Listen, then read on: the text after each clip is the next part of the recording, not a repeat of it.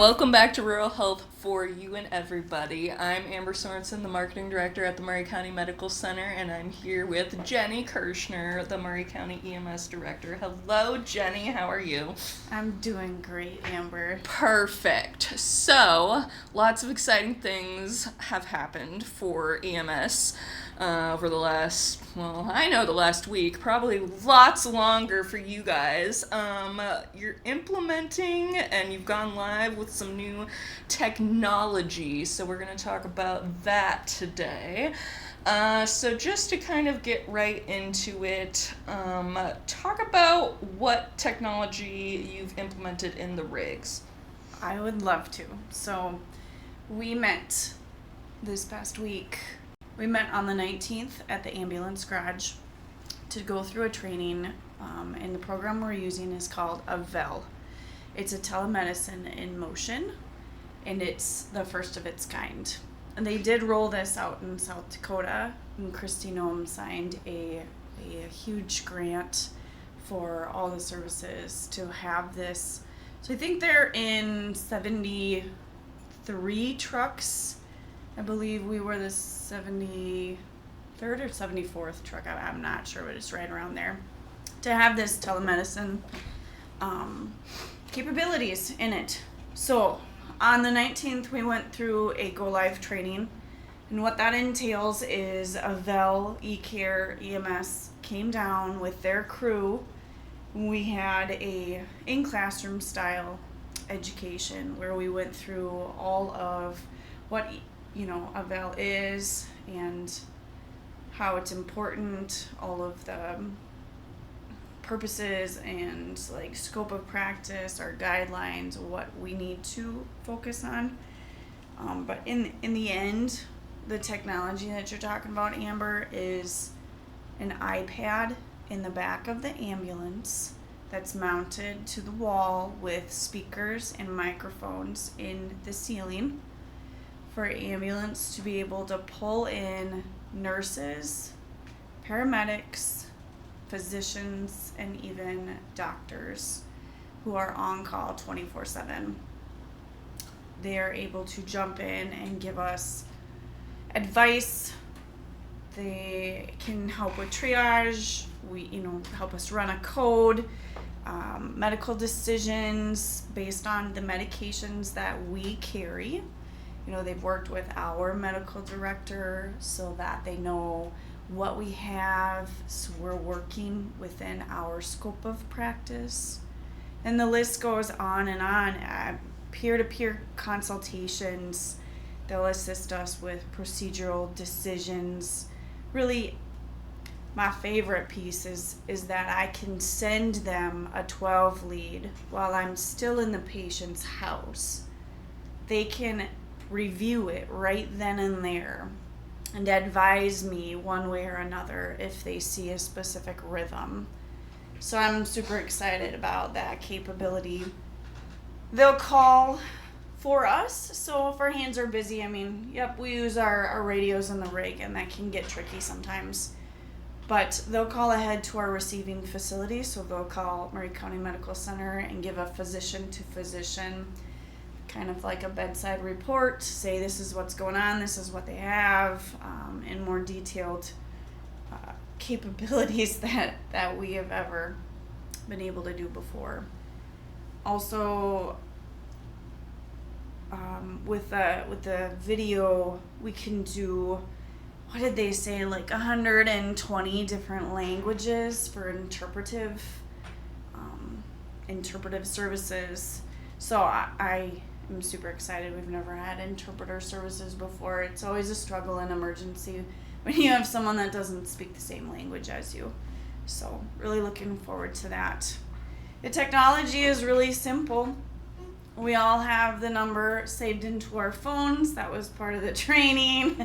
Everybody had to get it out, figure out how to save it as one of their favorites. So everybody's got that programmed into their phones.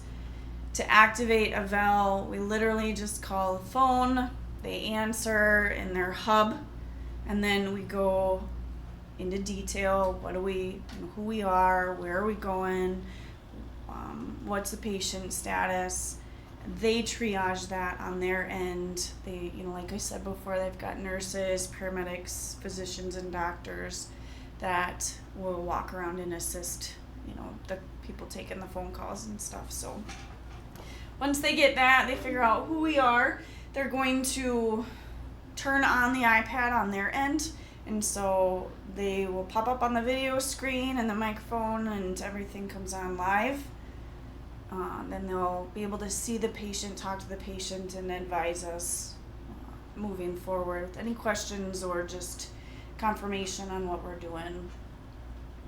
So that's kind of what that is.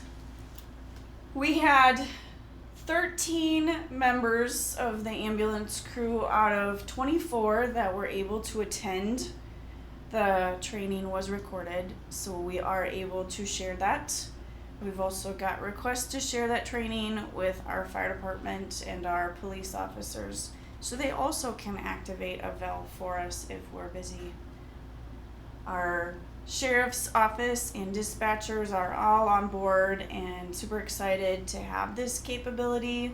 They know that Avel could call for us and communicate for us in instances where we cannot.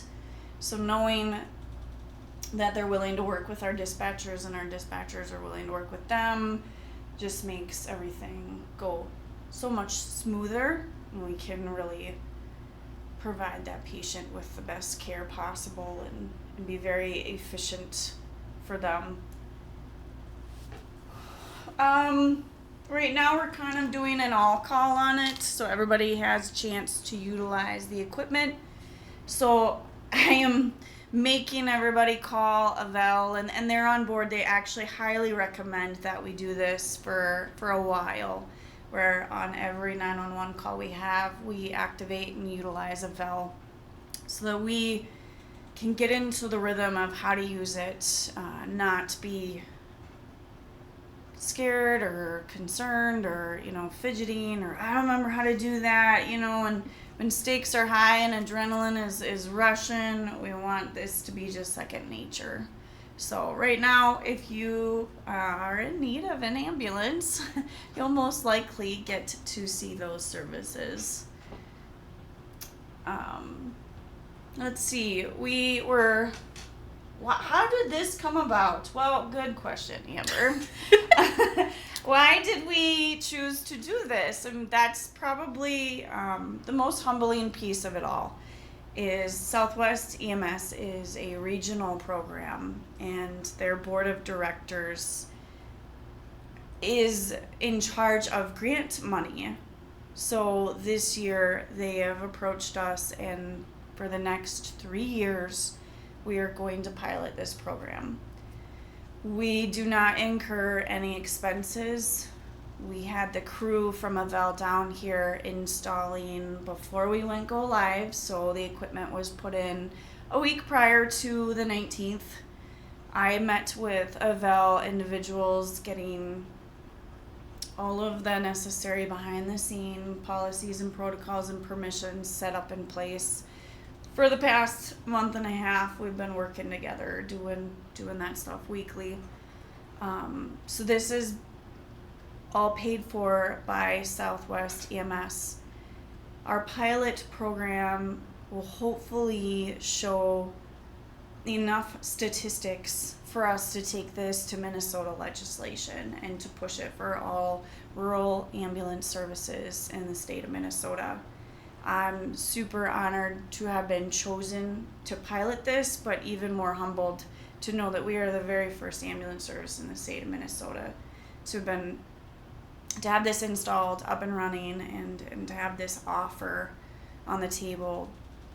It's so exciting. I'm overwhelmed by it. I am looking forward to the future, and I really have big goals and high hopes for some massive change throughout all of the services. We're just really looking forward to what's to come. So far we have used Avel on a couple of our ambulance calls. We run about 400, last year we did 468 ambulance calls, so we run about 39 roughly averaged a month, so a little more than one ambulance call a day. So we're busy enough. We see a lot of traumas, we see a lot of strokes, and we do run some codes.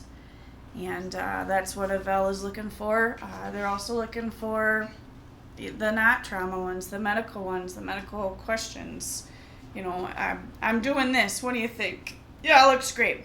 Thank you. Appreciate that. It's confidence booster. It's someone else to oversee and think and help, and it is just a humongous resource. I mean, we've seen this resource in our ERs for the past how many decades, I'd say.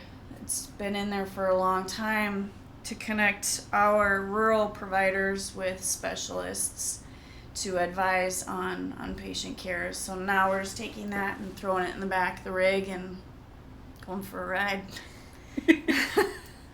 So I was at the training. You invited me. Thank you. I think a common theme that the Avel folks talked about was kind of being a support and member of your guys' team as far as not taking over what decisions Murray County EMS would make, but just kind of adding to that. Can you talk a little bit to maybe some examples or situations that you see having this technology in place and the Avel folks on call per se would be of use? Yeah, absolutely. They will not guide us or request anything outside of our scope of practice. We are in charge. We are inviting them to the party, per se. And they're just there to coordinate with care. They're there to encourage and suggest, and they're essentially another set of eyes. So, of course, once I found out that we were the recipients of this grant and this pilot program, and I started brainstorming, like you said, well, when am I going to use this and how am I going to use this? So like the first month that I'd been working with the crew and getting the background stuff set up, I kept telling our regional director, Ann Jensen, like, man, I just had a great call. I could have used Avel, and it just kept popping up like I could have used them this way or I could have used them that way. So it was on my mind, and I was excited because I knew that it's another resource. It's another tool for our toolbox. One call specifically that I did mention during the training was a trauma injury that even with using a tourniquet, we struggled to get the bleeding to stop. I don't deal with massive wounds like that very often. So knowing that I could call in and have an extra set of eyes and an extra set of ideas and thoughts, you pack the wound this way or use this medication in this manner, just to be guided through things that we don't deal with statistically very often. So just to have that expertise is super exciting for me. I really know that they're going to be a massive tool for us in that manner. For sure. Anything else that you want to speak on before we wrap up here? Maybe to how this technology would or would not impact the patient per se, as far as I know they talked a little bit about the patient records and that sort of thing, or anything else that you want to add? Yeah, that's a good point. So we do receive signatures from our patients who are able to sign, and that is going to include whether we use Avel or not, just understanding the privacy practices and the confidentiality. They do create a report for us, so the providers and the nurses that are on our call will create a documentation form that they'll send out to us. That goes directly into the patient's chart, so that will be part of their medical records. So if ever they need anything, they can just go straight to Murray County Medical Center, ambulance department, and pull up our run report, which will have that piece into it. So as always, everything is very much kept confidential, and yeah. Perfect. Think of anything else on that. We take that stuff very seriously. For sure. Well, I think that's all I had, unless you wanted to add anything more. No, you pretty much gave me free rein to really go through it all. I appreciate that. We're just excited. It's a new frontier in EMS. I truly believe that we will be able to utilize this service, and that we can encourage our legislators and encourage the state of Minnesota to see the value in Avel and other like-minded companies to move this and roll this out for those of us in rural areas where it is a struggle.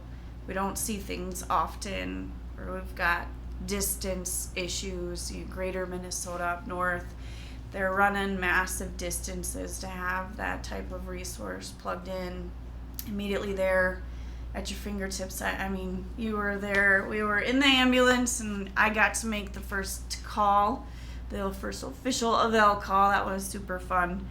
And popped on the phone, less than 30 seconds, they were up on the monitor. It was really amazing. So they're literally right there. Yeah, I'm looking forward. I feel like EMS is moving somewhere fabulous, and we get to be that spearhead to help it go. For sure. Very cool, Jenny. Thanks for being here. Thanks for coming, Amber. And if you'd like to learn more about this new partnership or the Murray County Medical Center, you can visit murraycountymed.org. That's murraycountymed.org.